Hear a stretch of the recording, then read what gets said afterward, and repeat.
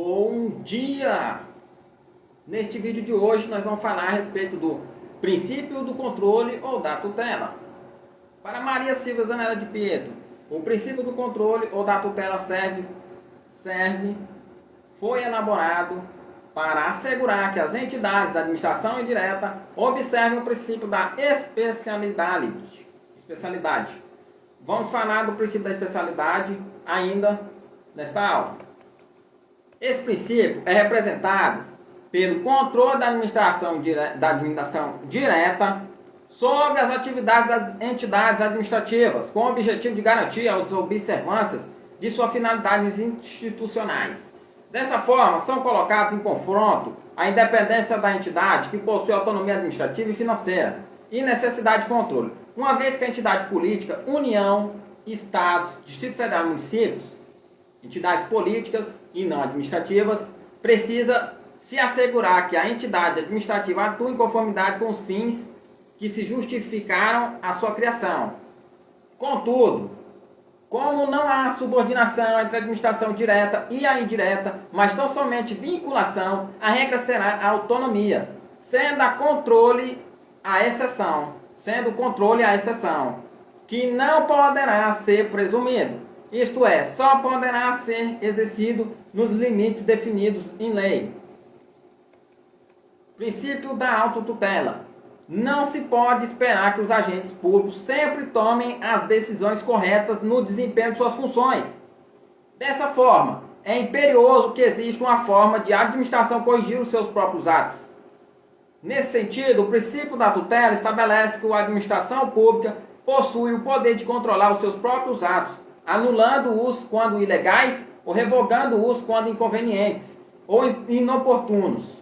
Assim, a administração não precisa recorrer ao Poder Judiciário para corrigir os seus atos, podendo fazê-lo diretamente.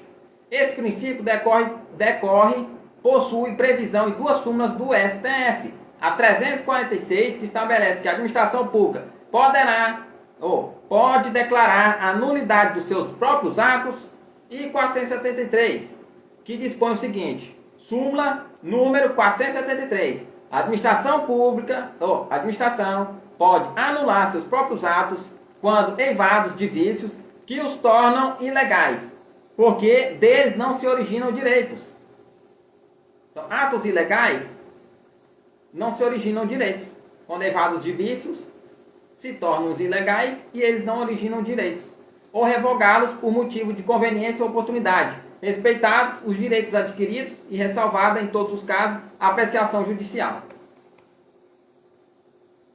Atualmente, o princípio ganhou previsão legal conforme consta no artigo 53 da Lei 9.784, 1999. A administração deve anular seus próprios atos quando eivados de vício de ilegalidade e pode revogá-los por motivo de conveniência ou oportunidade, respeitados os direitos adquiridos. Nesse contexto, a autotutela envolve dois aspectos da atuação administrativa: a legalidade, em relação ao qual a administração procede de ofício ou por provocação à anulação de atos ilegais, e b, mérito, em que reexamina atos anteriores quanto à conveniência e oportunidade de sua manutenção, desfazimento ou revogação. Quanto ao aspecto da legalidade, conforme consta na Lei 9.784 de 1999, a administração deve anular seus próprios atos quando possuir alguma ilegalidade. Trata-se, portanto, de um poder-dever, ou seja, uma obrigação. Dessa forma, o controle de legalidade, em decorrência da autotutela, pode ser realizado independentemente de provocação, pois se trata de um poder-dever de ofício da administração. Todavia, no Brasil, vigora o princípio da inafastabilidade de tutela jurisdicional, sistema de jurisdição única, segundo o qual a lei não afastará do Poder Judiciário lesão ou ameaça de direito. CF, artigo 5º, inciso 35. Assim, o controle da legalidade realizado pela própria administração pública não afasta a competência do Poder Judiciário de controlar a legalidade dos atos públicos. A diferença, no entanto, é que a administração pode agir de ofício, enquanto o Poder Judiciário só atuará mediante provocação.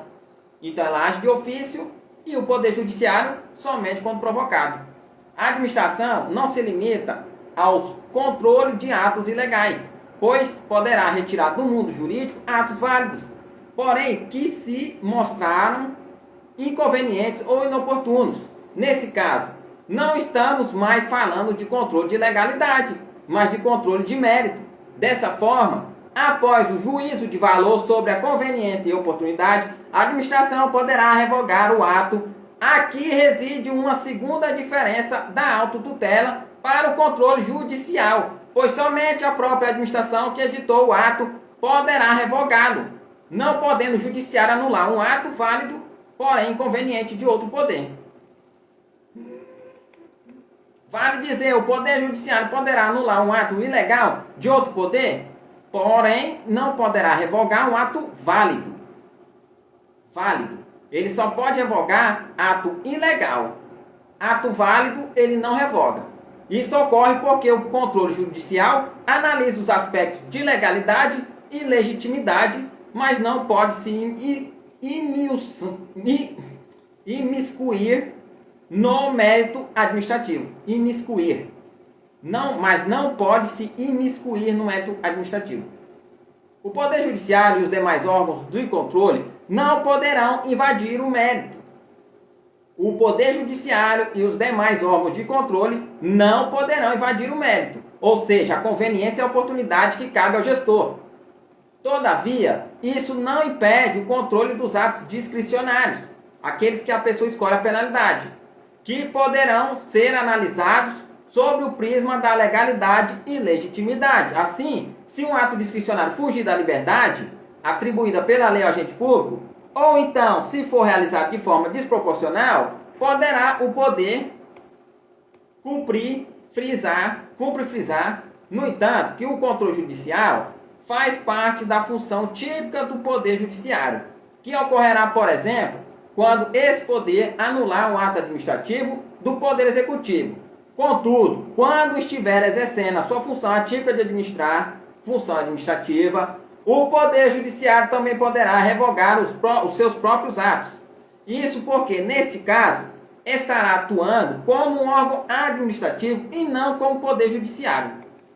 Dessa forma, a autotutela é mais ampla que o controle judicial, em dois aspectos. Em primeiro lugar, porque permite atuação tanto na revogação quanto na anulação de ofício, ou seja, independentemente de provocação, enquanto a tutela jurisdicional pressupõe necessidade de tal manifestação, princípio da inércia. Em segundo lugar, porque somente na autotutela é possível revogar os atos administrativos. Então, legalidade, mérito, conveniência e oportunidade. Autotutela poderá anular seus atos de ofício ou por provocação. Mérito, conveniência e oportunidade, autotutela. Poderá revogar seus atos de ofício ou por provocação. Então, primeiro ela anula e depois revoga. Controle judicial, legalidade. Poderá anular somente por provocação. Controle judicial, mérito. Não pode revogar. Legalidade. Somente por provocação. A despeito de ser um poder dever, nem sempre a anulação será a melhor alternativa, conforme dispõe Fernanda Marinella. O administrador deverá anular os atos ilegais, salvo quando a sua retirada causar danos graves aos interesses públicos, motivo que, considerando a sua supremacia, justifica a manutenção do ato, desde que não se perca de vista a proporcionalidade entre o benefício e o prejuízo causados, além do princípio da segurança jurídica. Com efeito, a autotutela também encontra limites no princípio da segurança jurídica e de instabilidade das relações jurídicas. Assim, conforme consta no artigo 54 da Lei 9.784 de 1999, o direito da administração de anular os atos administrativos de que decorram efeitos favoráveis para os destinatários decai em 5 anos, contados da data em que foram praticados, salvo comprovada má-fé. Assim, após esse prazo, o exercício da autotutela se torna incabível. Judiciário realiza o controle, anulando o ato. Dessa forma, não ocorreu revogação, mas sim anulação em virtude de o ato ocorrer fora dos parâmetros legais, ou seja, o ato não era válido. Marinella, 2013. Finalmente, outra limitação para a autotutela se refere à necessidade de oportunizar o controle e a ampla defesa. Por meio do processo administrativo, as pessoas cujos interesses serão afetados negativamente em decorrência do desfazimento do ato. Todavia, conforme ensina Lucas Rocha Furtado, a necessidade de direito de defesa só ocorre nas hipóteses de atos individuais, definidos estes como os atos que afetam pessoa ou pessoas determinadas, como a anulação da nomeação de uma pessoa aprovada em concurso público. Nesse caso, a nomeação é um ato individual, pois alcançou uma pessoa determinada. Para anular este ato, deverá ser oportunizado o contraditório e a ampla defesa ao interessado, que poderá trazer argumentos para evitar o desfazimento do ato. Por outro lado, quando os atos forem gerais, como a anulação de um concurso público por motivo de vazamento de gabarito, não se fala em direito de defesa. A professora Maria Silva Zanella de Pietro apresenta um segundo significado do princípio da autotutela. De acordo com a doutrinadora, a autotutela também se refere ao poder que a administração pública possui para zelar pelos bens que integram seu patrimônio, sem necessidade do título fornecido pelo Poder Judiciário. Assim, ela pode, por meio de medidas de polícia administrativa, impedir quaisquer atos que coloquem em risco a conservação desses bens. Vamos se atentar a algumas questões. Questão 51, certo? O princípio administrativo da autotutela expressa a capacidade que a administração tem de rever seus próprios atos, desde que provocada pela parte interessada, independentemente de decisão judicial. No exercício da autotutela, a administração pode atuar de ofício ou por provocação, podendo anular os seus atos quando ilegais ou revogá-los por motivo de conveniência ou oportunidade. Logo, não é necessária a provocação da parte. O Poder Judiciário, por outro lado, só poderá realizar o controle judicial por meio de provocação de algum interessado. Já na autotutela, que é o controle da administração, não precisa, pode ser de ofício. Furtado, 2012. Questão errada. 52, CESP, considere a seguinte situação hipotética. Determinados Ministério Público edital de concurso público para preenchimento de cargos vagos da pasta, dele constando restrições desarrazoadas em relação à idade mínima do candidato para inscrição no certame. Nessa situação, a própria administração pública, percebendo tal ilegalidade, independentemente de decisão judicial, poderá anular de ofício o ato por ela praticado com base no princípio da autotutela. Quando se deparar com uma ilegalidade, a administração pública deverá exercer o seu poder de tutela, de autotutela. No entanto, devemos frisar que as súmulas 346 e 473 utilizam o termo pode, no sentido de que a administração possui o poder para isso. Assim, o item tornou-se subjetivo, pois se considerava a palavra pode no sentido de possuir poder para anular. Possuir poder para anular. A questão estaria correta. Porém, se empregar a palavra no sentido de possibilidade, o item estaria errado, pois não é uma opção, mas um dever. Por consequente, o SESC optou pela anulação. Vejamos a justificativa da banca. O termo poderá permite mais de uma interpretação, se visto no sentido de empoderamento. O item está correto, uma vez que a administração possui o poder de anular seus atos administrativos ilegais pelo princípio da autotutela. Porém, se visto no sentido de possibilidade, o item estaria errado, pois não é uma opção da administração anular seus atos administrativos ilegais, mas sim um dever. Por esse motivo, opta-se pela anulação do gabarito. Questão anulada. Questão 53, certo, constitui exteriorização do princípio da autotutela, a súmula do STF, que enuncia que a administração pode anular seus próprios atos quando evados dos vícios que se os tornam ilegais, porque eles não se originam direitos ou revogados por motivo de conveniência ou oportunidade, respeitados os direitos adquiridos e ressalvada, em todos os casos, a apreciação judicial. Questão é cópia literal da 473, súmula do STF, que demonstra a exteriorização do princípio da autotutela. O item correto, questão 54, certo? Segundo o princípio da autotutela, é vedado aos demais poderes e ao Ministério Público realizar o controle dos atos discricionários do Poder Executivo. Ato discricionário é aquele que a lei deixa uma margem de escolha ao agente público para escolher.